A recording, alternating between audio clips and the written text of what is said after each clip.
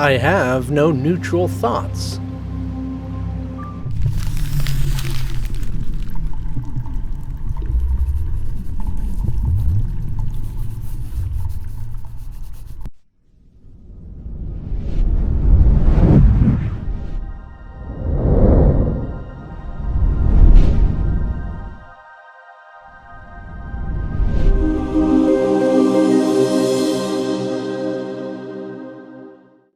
Getting into this concept might be rather difficult, as it seems that we've been discussing about it in the past few times. But hopefully you've had an opportunity to actually at least open up the text and just start looking into it and dabbling into it. Yes, this is a big concept to say that there are no real idle thoughts, that what gives rise to a whole world surely cannot be called idle.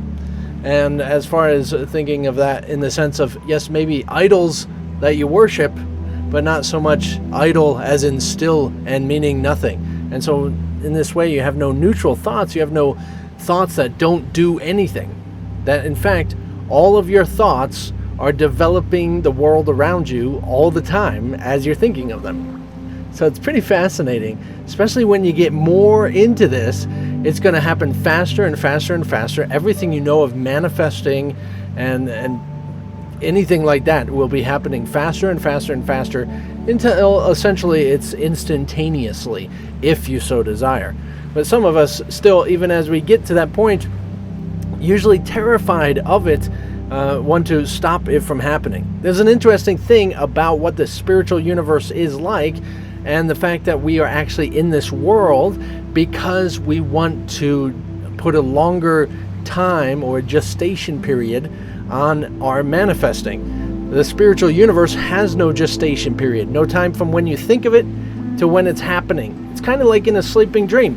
Now, if you think of it, it's happening, right? Right at that moment, you think of, I don't have pants on, and you literally don't have pants on. So it's pretty fascinating because this can be terrifying for those who think that they have crazy, wild thoughts. Now, you'll find that you have crazy, wild thoughts. You probably, likely, have drama in your life that is similar to these crazy thoughts. And you like the fact that you have this safety mechanism that I refer to as a longer gestation period of when I think it, and if I think it again and again and again, yes, it happens. But at least if I think it, then it doesn't happen instantaneously. Like, I wish my mom was dead when I'm angry. That instantly happening really screws things over and makes things all sorts of funky and sad. But to have a gestation saying, I don't really mean that, I don't really want that, you have time to change your manifesting and really choose what you actually want. Might not have been the best example. I don't always have a gestation filter going on between my mind and what's coming out of my mouth. But in that sense, we want to recognize, yes, you have a big part of what you can say is creation of your world. You have a huge part of it. You're more important than you like to think you are. You're more important. You're closer to the center of the universe than you like to imagine. And sometimes I wish this course kind of slowly got into this stuff a little bit slower.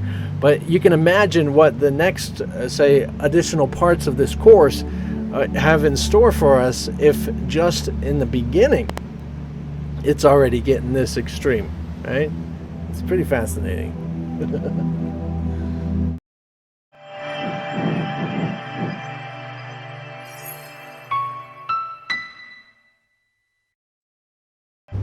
Do the lesson as directed in it with all of these lessons, and really pay attention, do it right as it's directing.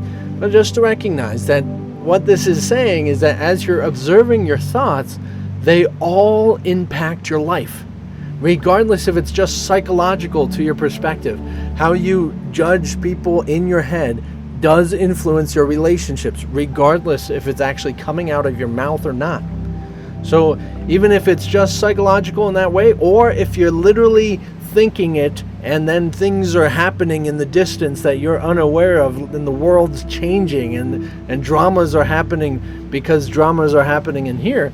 Regardless of how deep you want to get into it and recognize that, we can all recognize that none of these thoughts have no power at all.